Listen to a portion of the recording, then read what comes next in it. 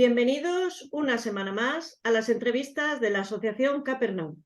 Hoy vamos a hablar de trata y prostitución, vamos a hablar de mujeres encadenadas y para ello cuento con la presencia de Antonio Asensio, que es sargento de la Guardia Civil, especialista en trata de seres humanos y violencia de género, así como negociador en situaciones de toma de rehenes y situaciones críticas. Y además ha escrito este libro que tengo aquí, que es Mujeres encadenadas. Bienvenido, Antonio, a la Asociación Capernaum. Buenas tardes, Ana. Muchas gracias por la presentación y es un placer estar aquí esta tarde con todas vosotras. Y nada, me he encantado de responder a todas las preguntas que me formuléis y es un placer estar aquí con vosotros. Vale, gracias. Bueno, primero decir que tu libro, te lo decía fuera de cámara, pero hay que decirlo aquí también, es un libro imprescindible. Yo creo que todo el mundo debería leer este libro para saber lo que es la trata y sobre todo la de seres humanos con fines de explotación sexual y el mundo de la prostitución, que como tú bien dices, van íntimamente ligados y hoy al hacer la entrevista nos vamos a dar cuenta de cómo.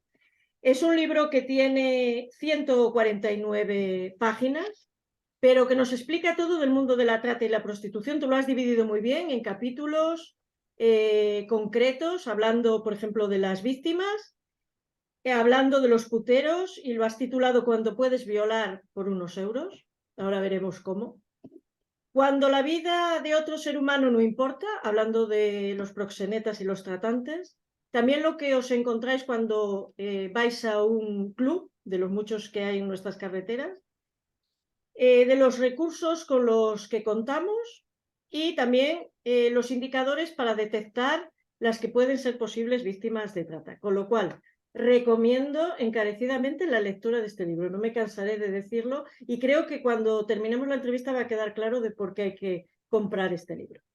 Dicho esto, voy a empezar con la última resolución del Parlamento Europeo que define la prostitución como una forma de esclavitud incompatible con la dignidad humana y sus derechos fundamentales, y donde todos los actos íntimos se rebajan a un valor mercantil y el ser humano queda reducido a mercancía o instrumento a disposición del cliente. Siempre se habla del consentimiento de las mujeres que están ejerciendo la prostitución. Y hablar de consentimiento yo creo que es muy problemático porque no se dan situaciones de igualdad. Están en distintos grados de poder.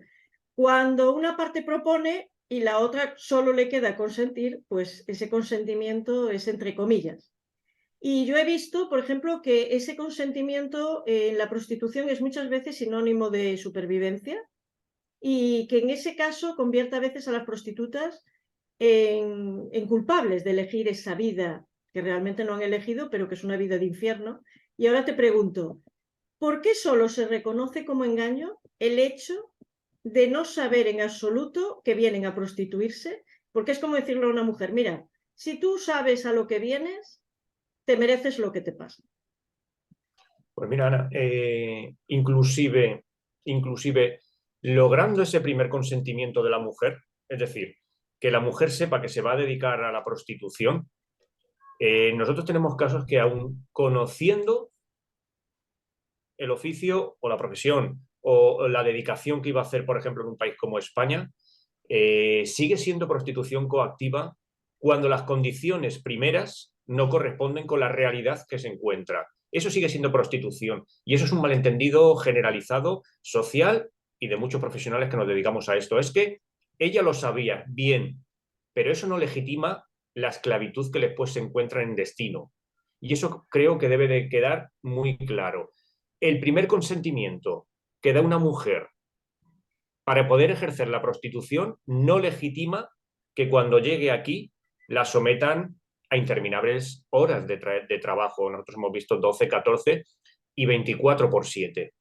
¿Vale? No legitima abusos, no legitima coacción, no legitima amenazas, nada eso. Porque es que parece que en determinados contextos, si la mujer ha accedido o bien conocía a lo que se iba a dedicar, como que ya está, no, ella lo sabía, ahora tiene que aguantar todo lo que se viene encima, ni mucho menos. Sigue existiendo prostitución coactiva cuando esa proposición inicial no es la proposición final o está próxima a trabajos forzados, servidumbres, esclavitudes, sigue siendo prostitución coactiva y se debe seguir persiguiendo. Yo además me he encontrado mujeres que es verdad que no vienen engañadas con falsas propuestas de trabajo, porque no existen esas promesas de trabajo. Por ejemplo, que en Rumanía le ha dicho, a ver, el tratante, mira, aquí hay dos, o el proxeneta, aquí tienes dos opciones, o te prostituyes en Rumanía o te prostituyes en España. Y ante esas dos opciones ella decidió venirse a España. De ahí que la prostitución esté íntimamente ligada con la pobreza. Yo a lo largo de nuestra trayectoria profesional, porque estábamos en un grupo especializado de la Guardia Civil, 4 mujeres y un hombre, yo a lo largo de la trayectoria profesional no he conocido mujeres que se dediquen voluntariamente a la prostitución que tengan un nivel adquisitivo alto. Siempre han sido del entorno de la pobreza, por lo tanto la prostitución y la trata está ligada íntimamente a la pobreza. Y la pobreza, lamentablemente, viste más de femenino que de masculino. Por lo tanto, decir que la prostitución y la trata es voluntaria y que es ejercida de forma voluntaria, ojo, el contexto, a ver, seguramente a lo largo de la entrevista hablaremos de la prostitución voluntaria, de cómo se fuerza, de cuáles son los mecanismos, pero ojo, porque toda la prostitución, aquella que nos viene a toda la sociedad, cuando hablamos de prostitución y lo primero que pensamos, eso es prostitución coactiva. Y después, si quieres, entramos un poquito más en el contexto de cómo lo logran, etc. Sí. Bueno, yo creo que además la jugada maestra que tienen los proxenetas es que se convierten en los salvadores, en los que protegen a estas mujeres, y encima se ayudan de otras mujeres que les dicen a ellas, mira, si tú te conviertes en prostituta en un par de años, tienes la vida solucionada. Te haces una casa, te compras joyas, te puedes comprar ropa, mírame a mí, mira el coche que tengo, mira cómo visto, mira los perfumes que uso.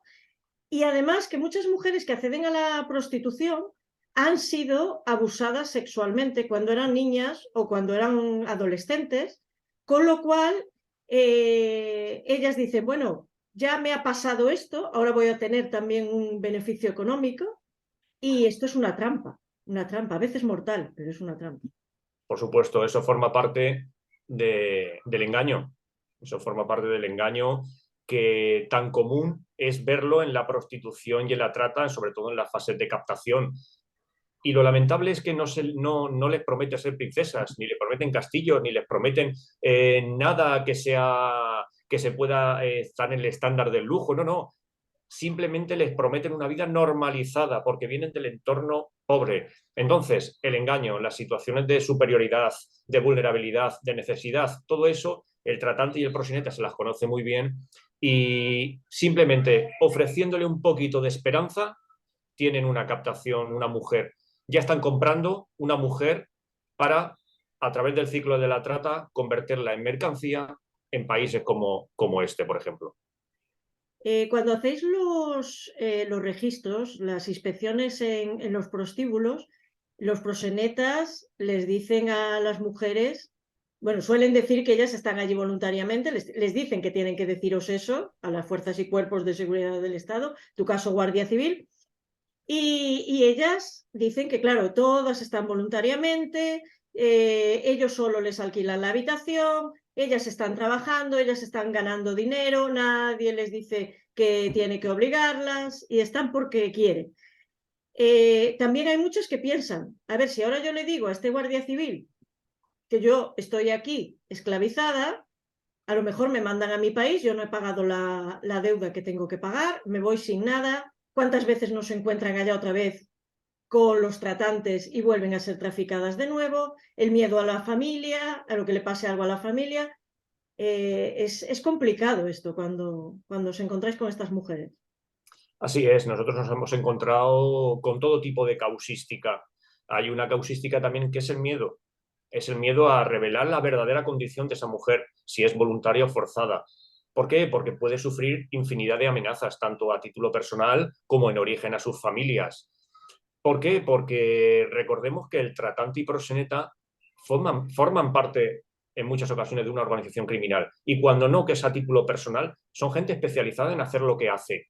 Por lo tanto, entra en juego ya el segundo factor, conocer el ciclo completo de la trata, donde una mujer, generalmente niñas, las captan y entonces empieza lo que se conoce como el síndrome de mujer maltratada. Ya entran en juego el conocimiento, saber distinguir el síndrome de Estocolmo, la indefensión aprendida. Todo eso forma parte de las herramientas de estos tratantes y proxenetas para subvertir la voluntad de la víctima. El desarraigo también juega un papel fundamental. Cuando tú coges a alguien, aunque esté en un entorno pobre, aunque sea una niña, y la sacas de ese contexto cultural, social, aunque sea de economías muy bajitas, pero es su vida, la sacas y simplemente la relacionas con tratantes, proxenetas, clubes y puteros, obtenemos una subversión de la mujer. Y si ahí ya a la ecuación sumamos el tema de las drogas, las hacen adictas a sustancias, pues entonces ya es un control total de la voluntad de la mujer. Entonces ya cuando llegamos la Fuerza de Cuerpos de Seguridad, Policía Nacional y Guardia Civil, solo les queda decir que están voluntarias, porque es tal la carga emocional, la carga psicológica, la objetiva de amenazas, coacciones y violencia, que es una maniobra o un movimiento instaurado ya de serie, decir, sí, la ejerzo con voluntariedad. Y es ahí donde los especialistas pues intentamos conocer la verdad de esa voluntariedad, porque indudablemente nosotros como gente especializada sabemos ante qué delito estamos, cómo operan y tenemos que luchar por conocer la verdad. Lo que pasa es que cuando ya son mayores de edad, ya simplemente ese consentimiento verbal de que no está voluntaria no te habilita a nada más. Pero bueno, se abren operaciones, se abren investigaciones para intentar llegar a la verdad de todo esto. Vamos a ver la realidad de estas mujeres, en qué consiste, porque si alguien ve a una mujer en un club o ve a una mujer en la calle, como yo trabajo en la calle o en una carretera, realmente no ve las cadenas, pero porque no son cadenas físicas, evidentemente, pero sí que son cadenas invisibles, son cadenas espirituales realmente. Estas mujeres trabajan 12 horas o más, algunas, trabajan enfermas, trabajan haga frío, haga calor, nieve o llueva, realizan eso que la gente le llama trabajo, entre comillas, que no es ningún trabajo, que implica acercarse a los puteros, hablarles, dejarse sobar y lo que quiera ese hombre. Tienen que desempeñar el papel de mujeres excitadas todo el día o toda la noche que desean estar con todos los hombres que se le van a poner por delante. Y encima tienen al proxeneta que está fomentando la competitividad entre ellas para sacar el máximo rendimiento. ¿Y qué hace la sociedad? Las ve, pero no las mira, no las ve nunca. No sabemos cómo están estas mujeres. Y esta es la realidad de estas personas. Tal cual, Ana, también estás tú en un sector completamente especializado en la trata y en la prostitución. Veis con vuestras mismas retinas lo que vemos nosotros. Vosotros ya lamentablemente intervenimos en las fases de explotación final. Vosotros las conocéis en las carreteras, en los clubes, en los pisos donde las visitáis, en vuestros pisos donde las atendéis. Y veis lo mismo que nosotros. Si a esto se pretende regularizar, no nos pueden contar ninguna historia. Por lo menos a personas como vosotros y a nosotros no nos pueden contar ninguna historia porque lo estamos viendo. Y cuando tú ves la cruda realidad de lo que es la prostitución y la trata, puedes defender la abolición en cualquier foro que te lo planteen. Quizás personas que son más susceptibles de irse a un lado o a otro, a una sensibilidad a otra, cuando no conocen la realidad. Pero vuelvo a insistir, cuando venimos de ahí, de la zona donde ocurre todo, no. Esto tras el derecho a la vida, yo creo que estamos ante el segundo delito más grave que se puede cometer contra las personas, en este caso contra las mujeres y las niñas. Exactamente. Además, nosotros vemos cómo se van con los clientes y vemos a los clientes y vemos cómo actúan los clientes. Y eso es durísimo de ver, ¿eh? Eso es muy duro cuando estás con ella.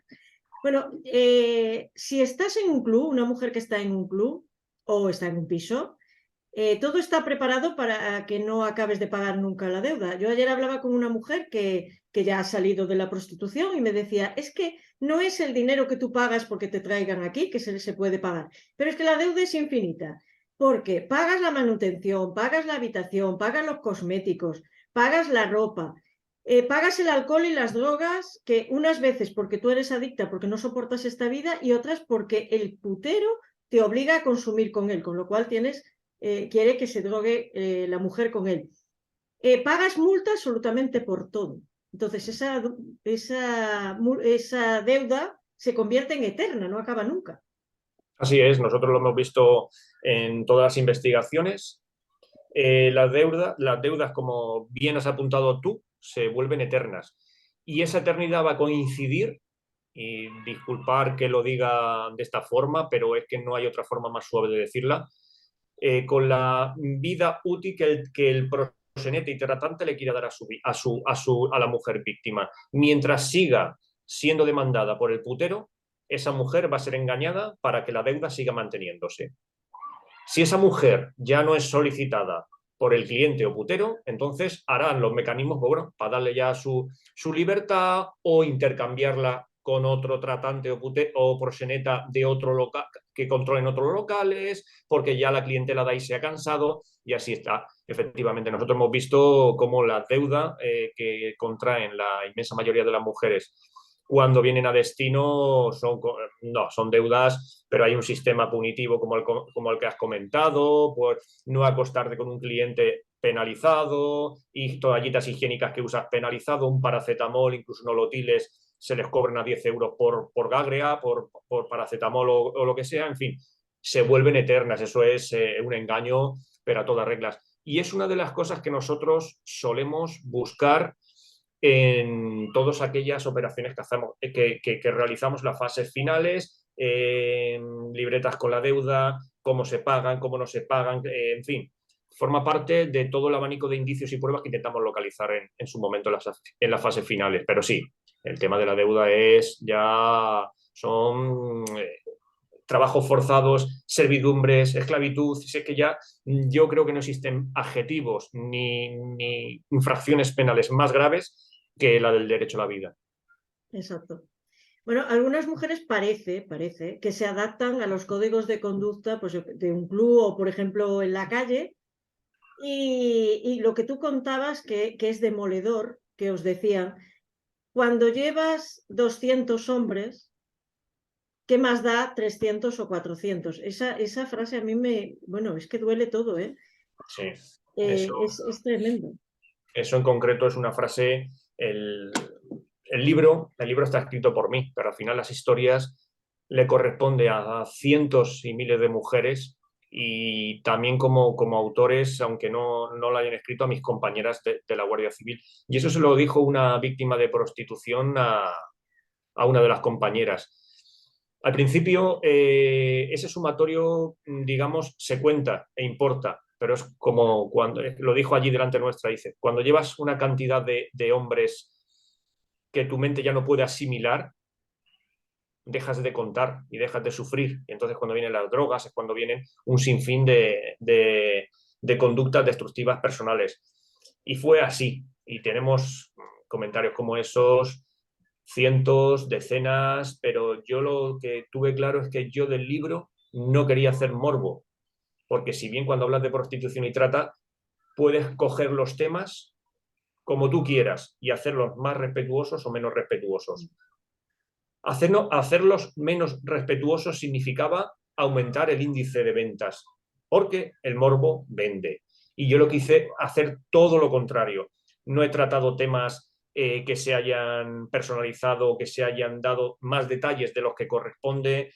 El trato, siempre el objetivo era el trato con la víctima debería ser exquisito, pero tenía que mostrarse la realidad de los hechos. Yo creo que vosotros, en general, los que se lo han leído, lo consideráis una lectura referente y que habría que amplificarse para que la sociedad conozca, y yo me quedo con esa... Y es cierto, lo tratas ahondas en el tema, cuentas las historias, pero con una sensibilidad exquisita. En eso te felicito.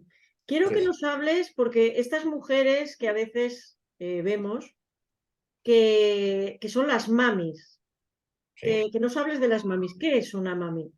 Pues mira, la mayoría, lamentablemente, la mayoría de las mamis, madams, son mujeres captadas que anteriormente han sido víctimas de prostitución, que la organización, el tratante, el proxeneta han decidido que ya por la edad la iban ya iba a estar vamos a ponerlo como primera línea de la prostitución, les sirve, tienen la confianza del proxeneta y se quedan para controlar al resto de las mujeres víctimas.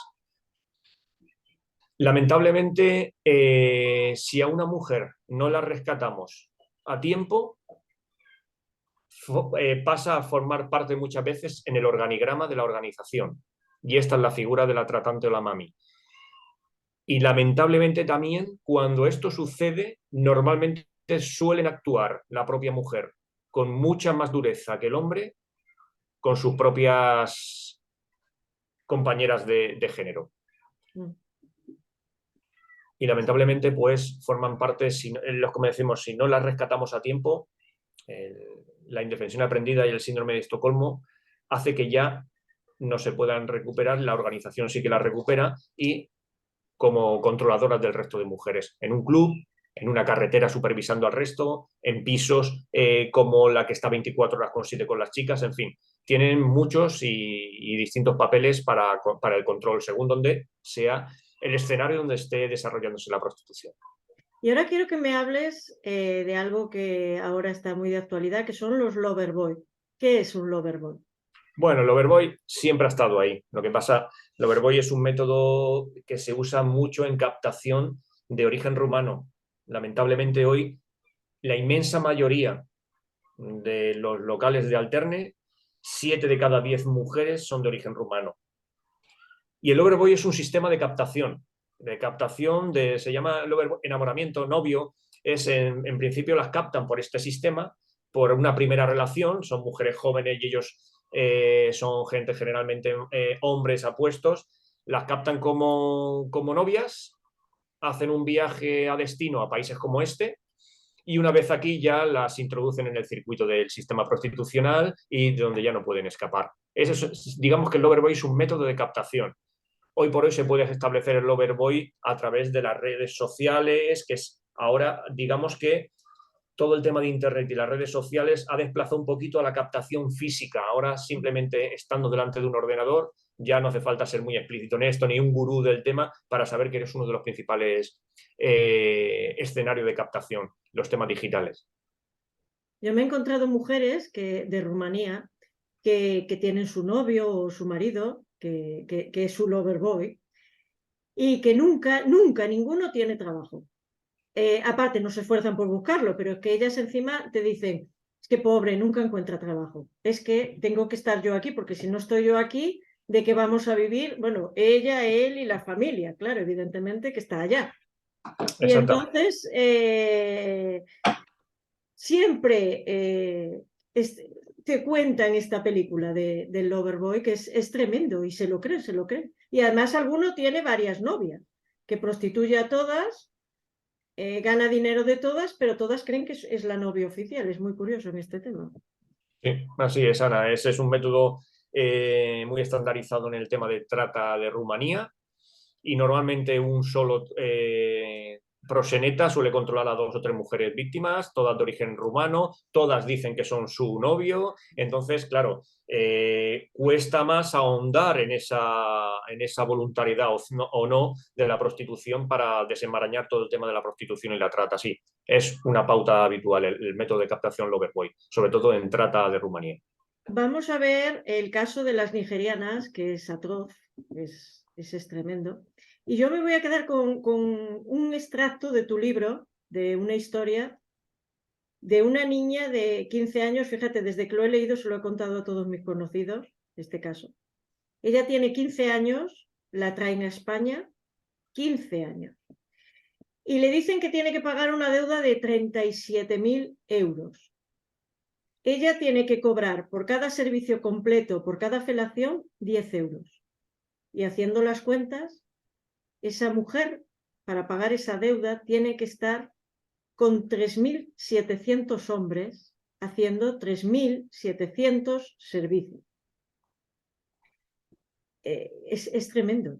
Y quiero que nos hables un poco también de este viaje que hacen las mujeres nigerianas para llegar a esto. Así es. Atroz. Ana, si dentro de la prostitución y la trata, ¿vale? Todavía hay algo más terrorífico, es la trata de origen nigeriano, ¿vale? Tenemos trata con modus operandi de nacionalidad rumana, de los países del este, de Sudamérica, pero cuando hablamos de trata nigeriana es la más cruel de todas, la más cruel. El viaje que tienen que hacer, por ejemplo, desde Nigeria u otros puntos de la geografía, ya de por sí es aterrador, sufren violaciones, muchas de ellas ni llegan a Europa debido a la violencia que sufren por el camino, son constantes violencia física, violaciones sexuales. Si logran pasar, sobre todo por Italia, que es una vía muy común, ahí ya las suelen rescatar en el mar o suelen llegar y ya en los centros ya se están esperando los tratantes para distribuirlas por toda Europa. Unas se quedarán en Alemania, otras se quedarán en Francia y otras vendrán a España.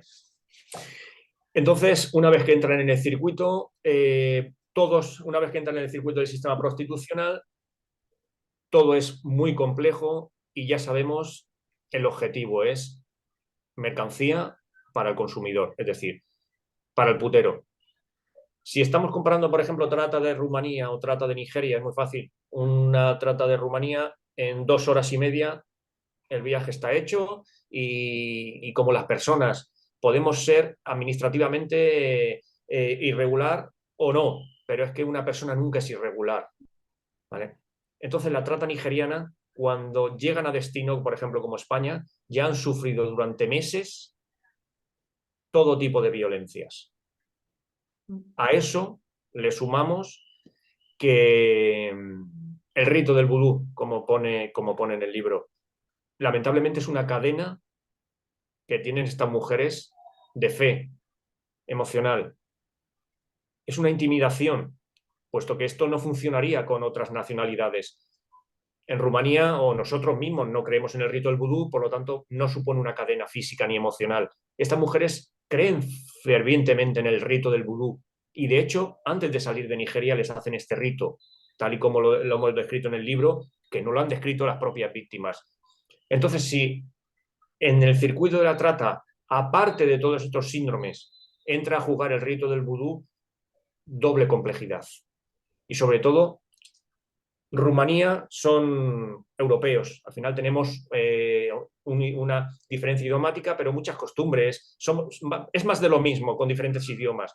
Pero cuando tú estás delante de mujeres de Nigeria, no te consideran ni un interlocutor válido para hablar con ellas. Les han instaurado por la cultura del miedo, de que somos los malos, y romper esa barrera idiomática, esa barrera cultural, social, solo lo pueden hacer el gran recurso de las ONG con las mediadoras nigerianas, que son las que sirven de interconectividad entre ellas, nosotros. Si no, sin este recurso, no podríamos ni siquiera establecer contacto con ellas. Sí, es muy complicado. Quiero leer un extracto, una declaración que hizo Amelia Tiganus, que ha sido víctima de trata rumana y ahora es activista, vive en España, y dice: vengo de una sociedad que piensa que las putas son putas porque así han nacido. Sonia Sánchez, es prostituta argentina, habla de la soledad de la puta y es estremecedor. Solo las putas sabemos y entendemos cómo se vive esa soledad. Es una soledad que entierra en vida el alma de quien un día llegó al mundo con el derecho a vivir libre y feliz. Hay que entender que estas mujeres no quieren sentir, no quieren pensar en la situación que tienen. Muchas, como yo decía antes, toman alcohol y cocaína, se hacen adictas. Lo que decías tú, tienen la indefensión aprendida de que deben resignarse al destino que tienen, de que no hay salida, no hay solución. Tienen sentimiento de culpa, tienen temor por su vida, por la vida de sus familiares, por la vida de sus hijos, que en muchas ocasiones están en sus países. Este miedo las bloquea, les impide dejar de hacer lo que hacen. Y además, como la sociedad las está deshumanizando constantemente, necesitan la disociación para sobrevivir. Es otra realidad de estas mujeres. Tal cual, tal cual. Por eso es tan importante que las fuerzas y cuerpos de seguridad vayamos de la mano de las entidades especializadas, de los jueces y tribunales, de la academia, y entre todos poner otra vez lo que es la realidad a la sociedad. Porque llevamos muchísimos años que, como no hemos ocupado nosotros ese espacio de realidad, lo ha ocupado el lobby prostitucional. Y todo el mundo cree que ser puta esto es porque lo eligen o porque no quieren estar, como siempre me dicen, fregando escaleras. Exacto. Entonces, el libro viene a sumarse, es una herramienta que viene a sumarse a eso. Ahora hace falta foros, por ejemplo, como este, para que mandar el mensaje, para desincentivar la demanda a través de la información y la sensibilización. Tenemos que ocupar nuestro espacio que hemos perdido. Perdimos el relato hace muchos años. No había relato. Todos hemos pasado por pisos, por rotondas, hemos pasado por clubes. Y nos han enseñado a hacer la broma, pero no pensar que había de puertas para adentro. Y es ahí donde tenemos que trabajar otra vez. Hay que ganarse otra vez el relato, porque la historia la tenemos que tener los buenos, y los buenos somos nosotros. Para hacer a la sociedad que conozca la realidad de personas referentes como vosotros, como nosotros. Pero hay que estar ahí. Hay que estar ahí en los foros, en la radio, en los medios de comunicación, en las redes sociales. Tenemos que volver a ganar otra vez el relato. Porque si perdemos el relato, ellas pierden la libertad. Exacto, y dejar de creer las mentiras que nos cuenta el lobby proxeneta y tratante. Exactamente. También hay que ver, por ejemplo, las mujeres tienen secuelas físicas porque tienen enfermedades venéreas que en muchos casos transmiten a los clientes, que ellos transmiten a sus mujeres. Hay infecciones de orina, infecciones diversas, hay heridas y desgarros vaginales y anales. Y hay que explicar también el daño y el sufrimiento psicológico que sufren estas mujeres, porque cuando, por ejemplo, consiguen dejar la prostitución, físicamente lo hacen, pero claro, psicológicamente es otro tema. Tú lo tratas muy bien en el libro. Exactamente. Y por eso yo siempre me gusta hacer una reflexión en todas las conferencias y ponencias que doy. Me gusta hacer una reflexión importante. Las fuerzas y cuerpos de seguridad liberamos a las víctimas, pero la libertad se la dan las entidades especializadas como vosotras, como Abraham, Villa Teresita, Oblatas, Fiat Gratia, y así todas las que hay distribuidas en ámbito nacional. Nosotros liberamos el cuerpo, liberamos a la mujer, pero volver a construir una mujer libre está al alcance de muy pocas personas, y esas personas son todas las entidades especializadas del tercer sector, que sois vosotras. Y solo vosotras podréis otorgar esa libertad. La liberación la hacemos las fuerzas y cuerpos de seguridad, pero la libertad las otorgáis vosotras. Y eso me gusta mucho recalcarlo en las conferencias, porque siempre, cuando se habla en los medios de comunicación de trata, vemos lo más bonito. 4 o 5 policías o 4 o 5 guardias civiles tirando la puerta abajo, las detenciones, pero cuando se acaban esos focos, empieza lo verdaderamente importante. Tenemos una mujer deconstruida y muerta emocionalmente, y hay que volver a empoderarla, y eso solo lo hacéis las entidades especializadas. Por eso me gusta mucho reconocer vuestra labor y sobre todo darla a conocer a la sociedad, así como todo el resto de prostitución, de trata, de lo que narra el libro, ¿vale? Por eso es muy importante una mujer que nos encontramos, que conseguimos liberar porque se ascribe al recurso, es una mujer con muchos problemas emocionales. Los físicos es lo de menos, son los emocionales que va a arrastrar. Sí, porque los físicos se pueden curar. De ahí el título de Mujeres encadenadas. Encadenadas. Muy buen título, además. Bueno, tengo que hablar de esta pregunta que voy a hacer ahora. Tengo muchas ganas de tratar este tema, porque también me lo comentan y digo, bueno, pues tengo ganas de hablar de esto. Sí. De las mujeres jóvenes españolas, de las jóvenes españolas. como existe una hipersexualidad temprana ahora y la necesidad de comprar cosas innecesarias, sobre todo para cubrir vacíos que se tienen y ser vistas pues con el último iPhone, con ropas de marca, están aumentando tremendamente las cifras de las adolescentes y jóvenes a las que se les convence de que la prostitución es lo más de lo más y una vida fácil. Y para ello se les está enseñando que el sexo no tiene importancia, que cobrar por sexo empodera y es transgresor, porque antes lo peor que te podían llamar era puta, ahora lo peor que te pueden llamar es mojigata o que eres una puritana. Y que ¿para qué vas a hacer algo gratis si puedes ganar dinero y pagarte incluso la carrera, que las hay también? Y como el sexo se ha convertido en un símbolo de cualquier cosa que sirve para vender y ganar dinero, y claro, los proxenetas son muy listos y hacen campañas de marketing y se utilizan las redes sociales, yo creo que habría que explicarles a estas jóvenes que se las está manipulando para que otro esté ganando dinero, porque ellas se están convirtiendo en objetos de consumo y a los chicos se les está convirtiendo en puteros realmente. Y después tampoco se ve lo que pasa después, que es cuando estas niñas, porque algunas son niñas, salen traumatizadas, se deprimen, se quieren suicidar. Y de Así esto la es. sociedad parece que no lo ve tampoco. Así es. Esto sería importante eh, hablarlo en los centros educativos niveles bachilleratos y los primeros cursos a través de las conferencias universitarias. Esto no es más que más de lo mismo modificando los escenarios. Escenarios digitales, ahora le han puesto la denominación Sugar Daddies. Es el nuevo relato del sistema prostitucional para moverse en los ámbitos con un nuevo eslogan. Coqueteos con la prostitución, es una vida fácil. Volvemos otra vez a la vida fácil, La vida fácil. a la vida fácil. Y lamentablemente el estigma social es tremendamente grande. Una vez puta, siempre puta. Esto es así. Mm. El sistema prostitucional nunca me va a dejar de hacer las cosas y de moverse en los nuevos escenarios. ¿Por qué universitarios? Porque cada vez la demanda del putero es juventud. ¿Y dónde vas a captar tu juventud? Entornos universitarios, que son donde hay muchísimo potencial para sus objetivos. ¿Cuál ha sido el segundo potencial a lo largo de este año y de último año? El éxodo de mujeres ucranianas. El putero que ha demandado a sus proxenetas. Mujeres ucranianas del éxodo, no las que estaban aquí, sino las que venían.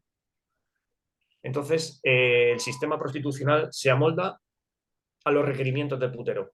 Esto es así. Juventud, Sugar Daddies. Vamos a inventar la figura del Sugar Daddies, apps, donde sea fácil la captación y una vez captadas, dentro del sistema prostitucional. Es todo más de lo mismo, simplemente se han modificado los escenarios y los lugares de captación. Estás hablando del Sugar Daddy, para el que no sepa qué es un Sugar Daddy. Bueno, simplemente es más de lo mismo. Es prostitución con los nuevos estándares 2.0. Es el clásico, salió como aquella persona pudiente, hombre pudiente de negocios, empresario con dinero, que compra sexo por favores, por favores para una joven, bien sea en regalos, bien sea en posicionamiento, bien sea para invertir en empresa o para dar sus primeros pasos empresariales a una chica joven.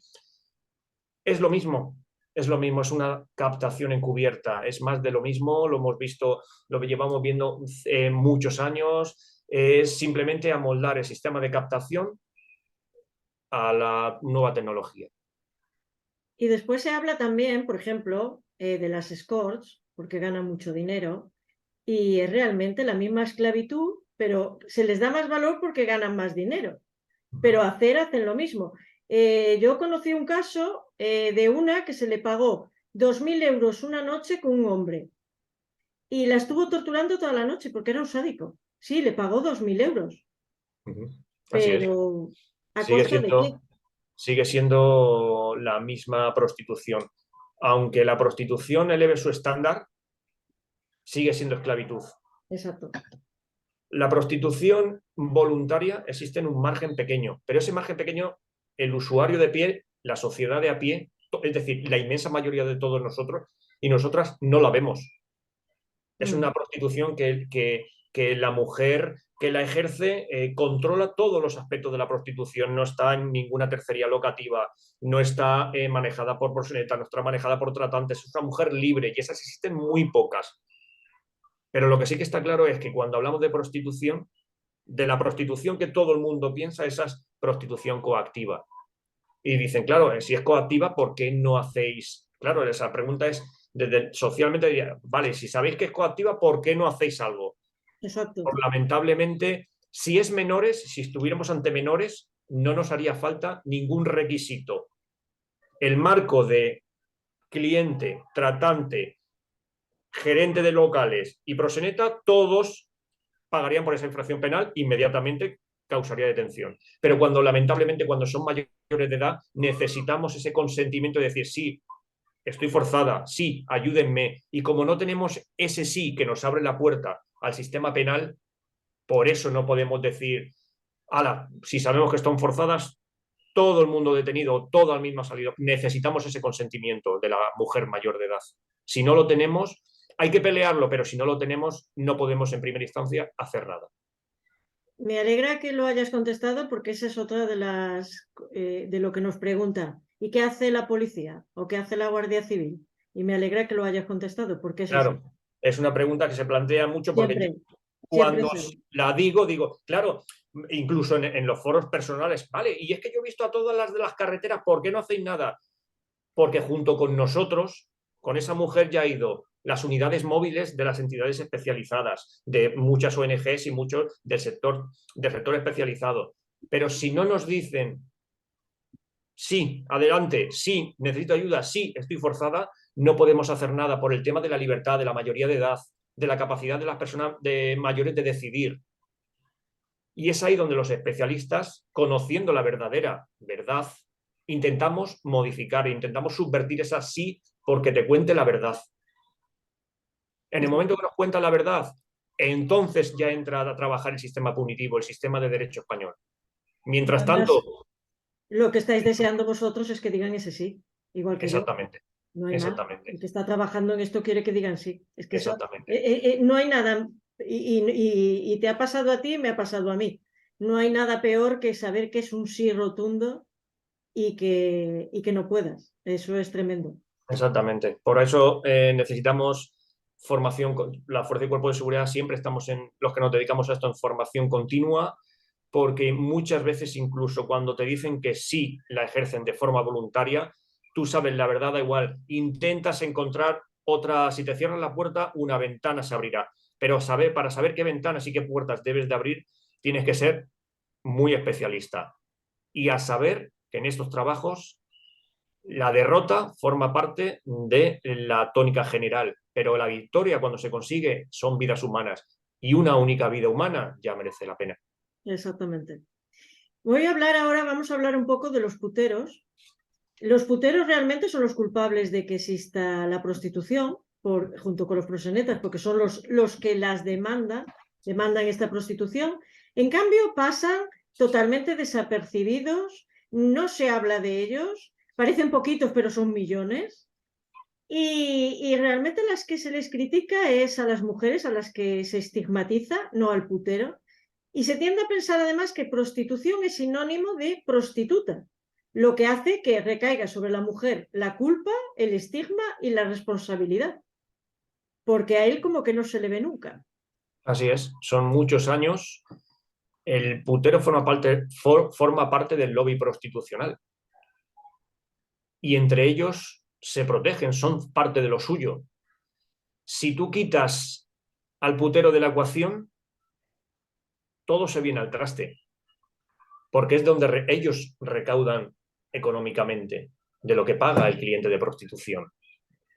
Por eso desincentivar la demanda es una de las piezas fundamentales en la lucha contra la trata y la prostitución. Desincentivando la demanda, reduciremos las mujeres que estén en entornos de prostitución. Por eso es muy importante trabajar, por eso es muy importante dar conferencias y meternos en los centros educativos y donde están los jóvenes para que conozcan esta realidad. Porque conociendo, si no les instauramos nosotros lo que es la verdad de todo el sistema de prostitución, lo cogerán de la sociedad. Y en la sociedad el relato lo ganó el sistema prostitucional vendiendo que era una vida digna, que era una vida fácil y rápida, que era una vida, vamos, completamente elegida y que nada menos que para hacerse millonario. Y todo eso es el cuento del lobo. Que se lo digan a la niña de 15 años nigeriana que tuvo que hacer 3.700 para pagar la deuda, lo fácil y lo rápido que es. Hay puteros de todo tipo dentro de la sociedad. Hay mayores, hay jóvenes, hay casados, hay solteros, de todas las profesiones, desde el obrero al político. Ahora llama el caso Bernie, pero por desgracia hay más Bernies. Lo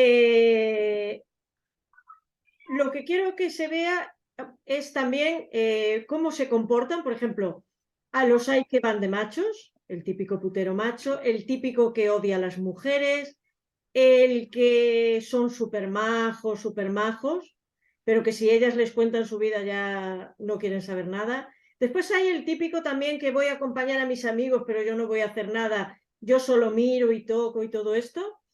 Y realmente lo que tiene que hacer esa mujer ante todos estos hombres, que puede ser un juez, un policía, un obrero, un sindicalista, tiene que aguantar sus caricias, tiene que aguantar su mal aliento, tiene que aguantar sus abrazos, tiene que sonreír sin tener ganas. Le tiene que dar igual que sea un baboso, que vaya borracho, que huela mal, que sea un sádico, como vimos antes. Otras veces les roban, otras veces no les quieren pagar porque dicen que el servicio no les ha gustado. Otras veces están regateando la tarifa cuando están en la habitación. Esto es lo que hacen los hombres que nos rodean, porque parece que son otros hombres, pero no, son los hombres que nos rodean los que hacen estas cosas.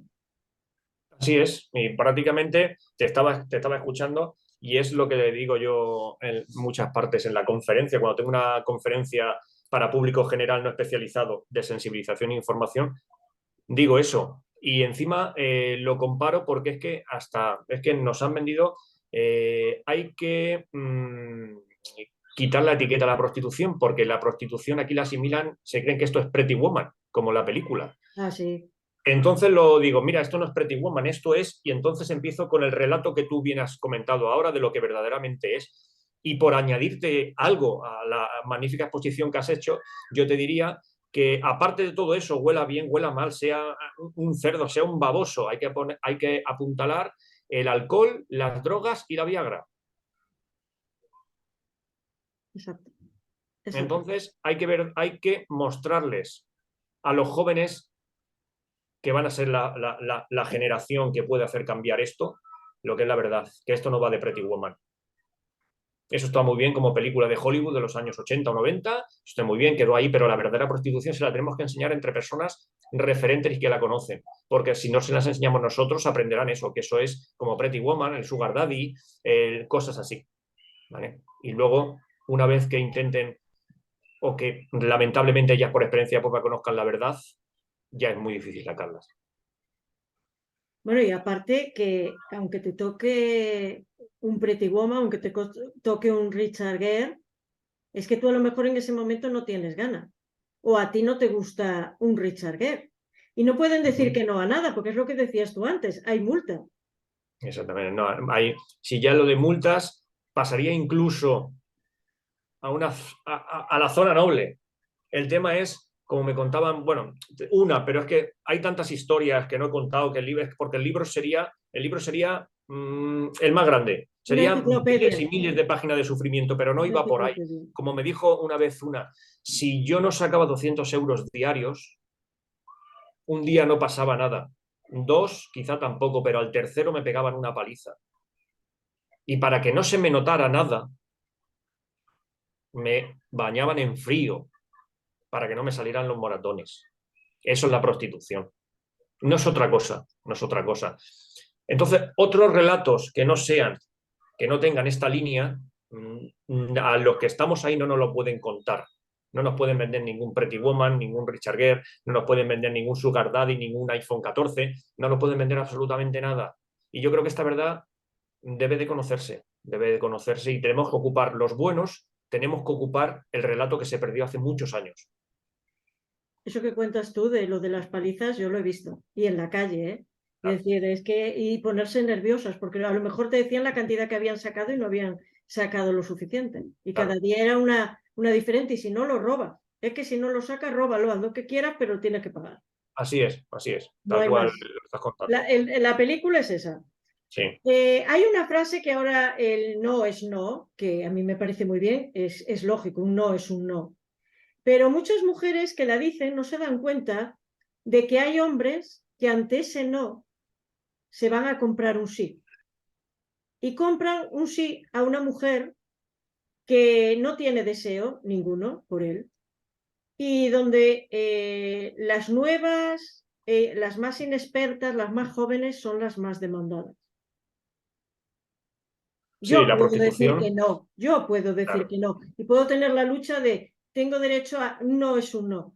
Pero yo como mujer también tengo que decir, es que esa mujer que quiere decir un no está diciendo un sí obligado. Y yo como mujer tengo que decir, es que su no tiene que ser un no también. No puede quedar en las nuestras y las ellas porque no hay las ellas y las nuestras. exactamente. La prostitución va ligada a dos adjetivos, juventud y belleza. Esos son los dos elementos que más reclama el cliente de prostitución, el putero.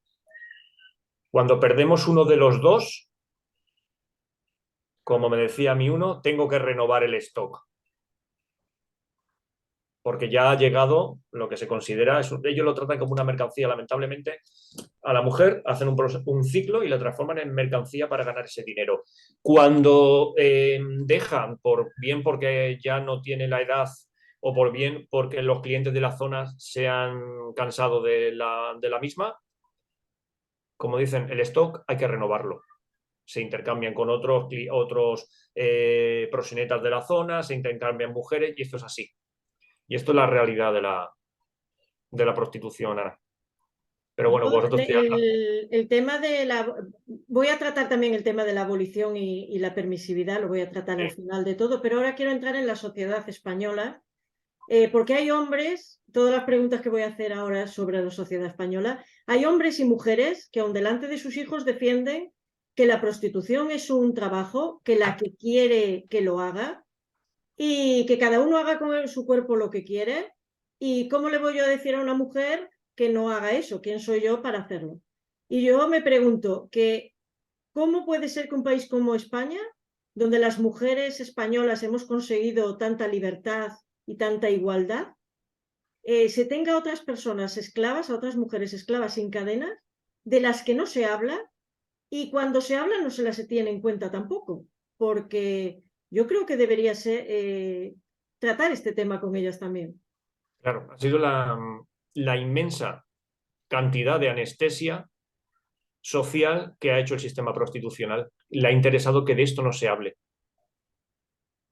Una, la prostitución, que todos sabemos que mueve cantidad ingente de dineros. Han ganado el debate, el relato, como ya hemos mencionado en varias ocasiones. De esto no se habla, porque no interesa que se hable. Porque si se habla y se sabe qué teclas mover y por qué personas tienen que hablar, pueden destapar todo el tema de prostitución y la trata, que es lo que estamos haciendo, por ejemplo, esta tarde tú y yo aquí. Eso no interesa. Interesa que todas estas cosas no se sepan. Pero claro, ellos mueven una cantidad indecente de dinero y con el dinero todo se compra, todo se vende, todo está disponible. Por eso cuesta tanto otra vez reactivar o posicionarnos con un relato correcto. Pero estamos obligados a hacerlo y empezar con todos aquellos que pueden hacer cambiar el mundo, al menos a medio plazo. Y tenemos que insertar otra vez lo que es real y lo que no, lo que es válido y lo que no a los jóvenes. Y ahí hay que volver, ahí hay que volver. Y decirles la verdad, porque una sociedad informada tiene la capacidad de tomar decisiones. El problema es que hay que insertarles esta información, porque no se tiene. Y si la tienen anestesiada, porque de tantos años de un relato de facilidad, de están ahí porque quieren, eso ha calado. Ahora tenemos nosotros que reinvertir el proceso ese. Te doy toda la razón. Sí. Y ahí y estoy seguro, Es esto. Ana, estoy seguro que podemos volver a ganar el relato, pero ¿sabes por qué? Porque el relato, por ejemplo, el relato social de la corrupción de menores está ganado. La gente, incluso en las cárceles, repudia a quien abusa de niños. Del pederasta y del pedófilo está repudiado. Ahora tenemos que hacer lo mismo con el putero.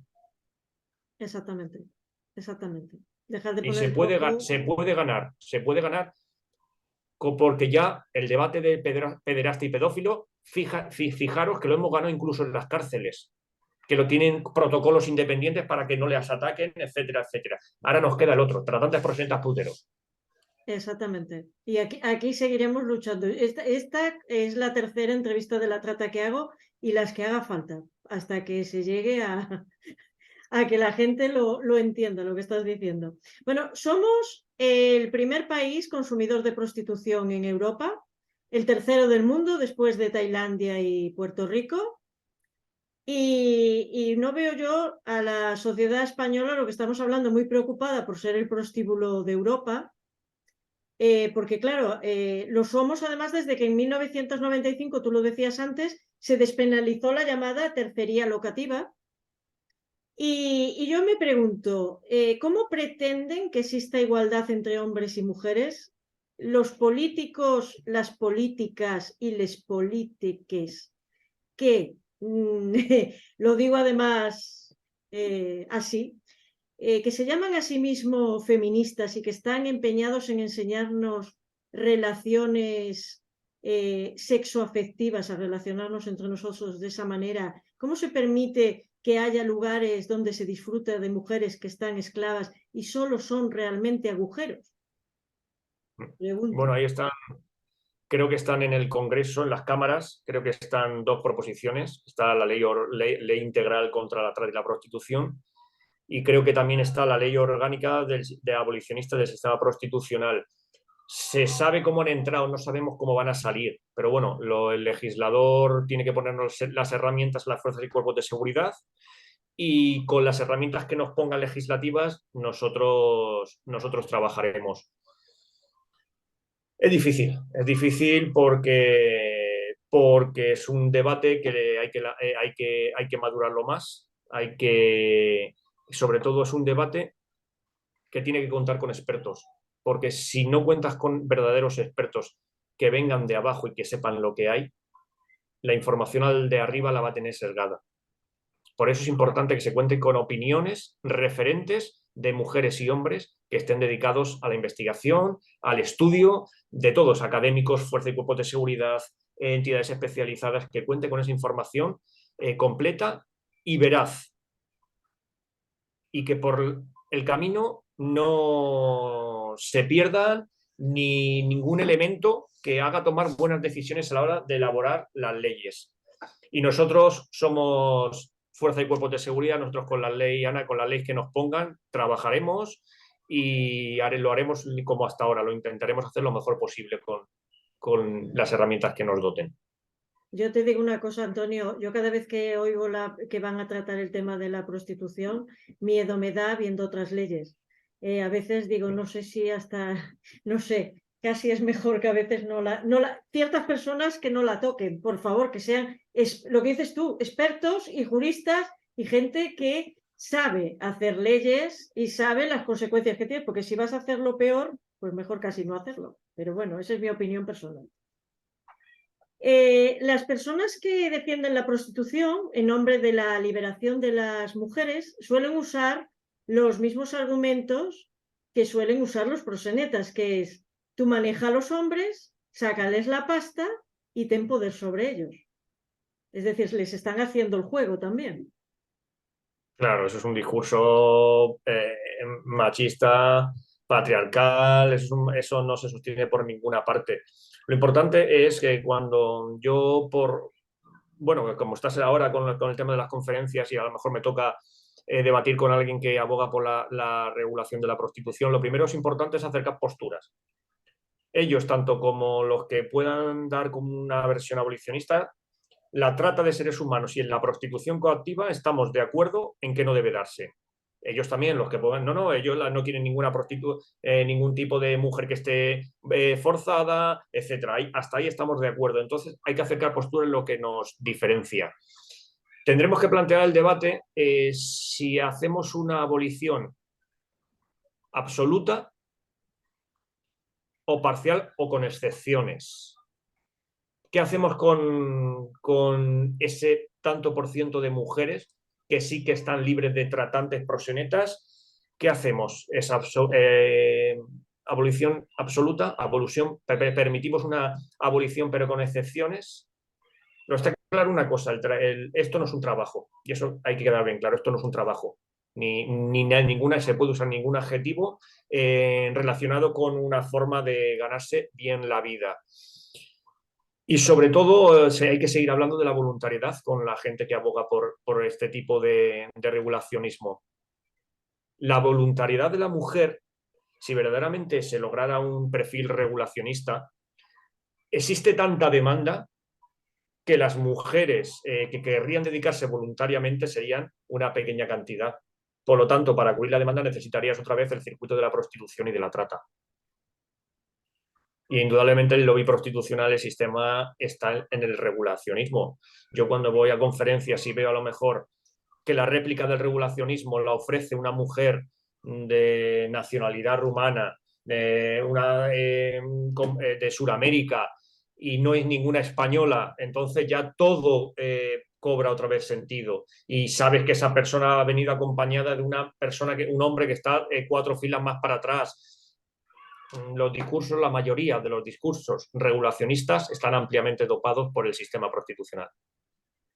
Además, por ejemplo, en el tema de la abolición tiene que ser más que multar al putero, porque si no se hacen políticas públicas destinadas a estas mujeres, van a ser aún más vulnerables y tú solo vas a dedicarte a multarlos, porque van a tener que esconderlas, ellas van a tener que, son más, tienen que seguir ejerciendo la prostitución y vas a tener que esconderlas más, pero ellas no las rescatas. Entonces la abolición también tiene que hacerse bien. Por supuesto, eso es una de las cosas que digo yo cuando hablo de abolición. Si alguien piensa que el día 1 de entrada en vigor de una ley abolicionista va a desaparecer el tema de la prostitución, es que no conoce el sistema prostitucional. En el día, cuando marche una ley abolicionista, hay que plantearse ya el escenario B. ¿Con qué herramientas se le va a dotar a las fuerzas y cuerpos de seguridad, juzgados y tribunales para convertir, para luchar, para combatir el nuevo escenario donde se va a desplazar la prostitución? Porque si el escenario es el escaparate, que no querramos ver las luces de neón, y las mujeres en rotondas, quizá lo consigamos, pero que desaparezca la prostitución, si alguien piensa, es que no conoce el sistema prostitucional. Entonces, la ley tiene que ir con las herramientas. ¿Cómo van a dotar a las fuerzas y cuerpos de seguridad, a los jueces y tribunales, a las entidades especializadas para luchar en los nuevos escenarios? Y, por supuesto, tiene que estar dotadas económicamente para las mujeres, proponerles una salida digna de documentación, de ayuda, de apoyo, de auxilio emocional, psicológico, de administrativo, todo. Entonces, si se hace, se tiene que hacer bien. Exactamente. Estoy de acuerdo contigo con lo que estás diciendo, porque además hay la visión esa de que viene la abolición y se acaba con la prostitución, cosa que no es cierto. Igual que pasa en los países que se ha legalizado, por ejemplo, en Alemania, Países Bajos o Nueva Zelanda, por poner 3 ejemplos, que se creía que se iba a acabar con la trata por legalizar la prostitución, y es una mentira también. Es más, las prácticas son mucho más violentas. Las mujeres sufren más en estos países donde se ha legalizado. Así es. Ninguno, tanto los que han abolado por la abolición o por la regulación, ninguno tiene un escenario ideal, ninguno de países. Y además hay que tener en cuenta también, por ejemplo, que el proxeneta y el tratante lo que quiere es que se legalice el trabajo sexual como un trabajo sexual. Exactamente. Es lo que están detrás de las campañas de es un trabajo y que se legalice y que pague. Digo, mira, solo falta ya que se pague y se viva el estado de ellas también. Yo lo considero una aberración pasar al tratante y al proxeneta a empresarios a través de una ley.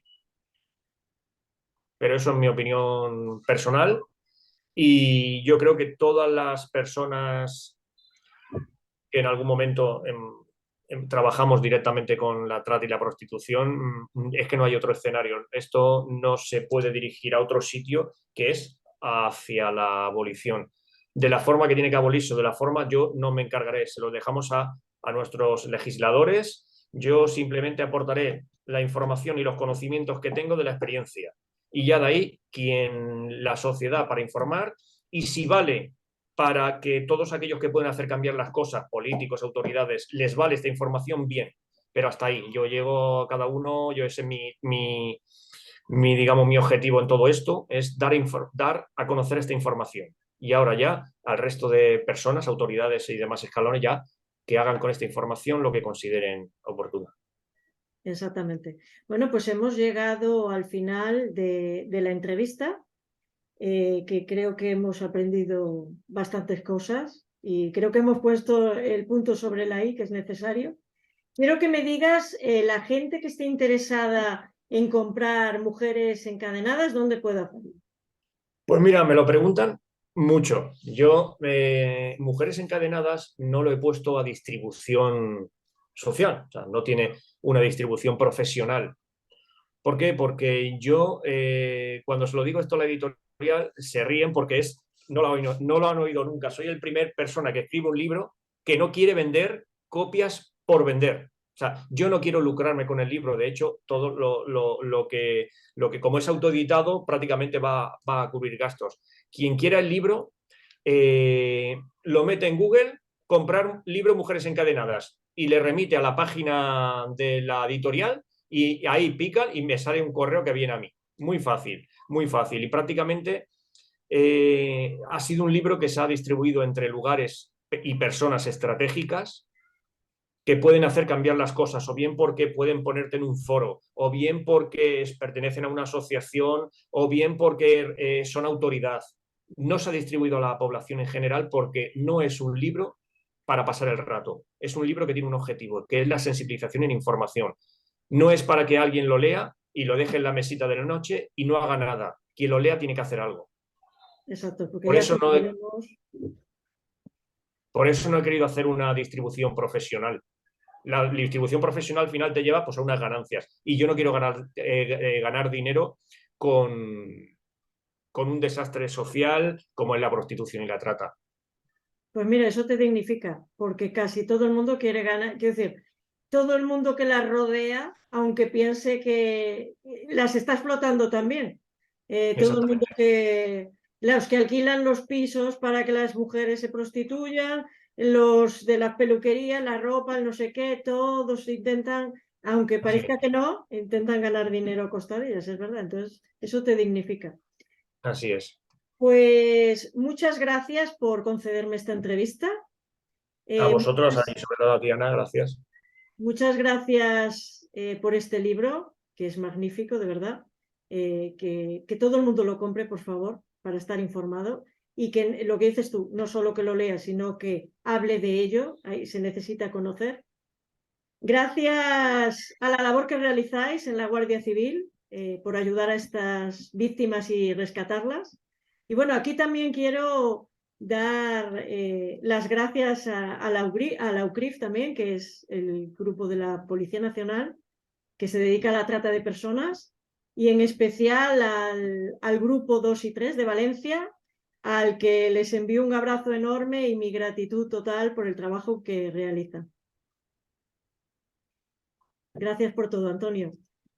Nada, muchísimas gracias a ti, a la asociación y sobre todo a todas las especialidades de la Policía Nacional y Guardia Civil que siguen intentando hacer un mundo un poquito más justo y mejor. Y a vosotros os veo en las próximas entrevistas de la Asociación Capernaum. Adiós.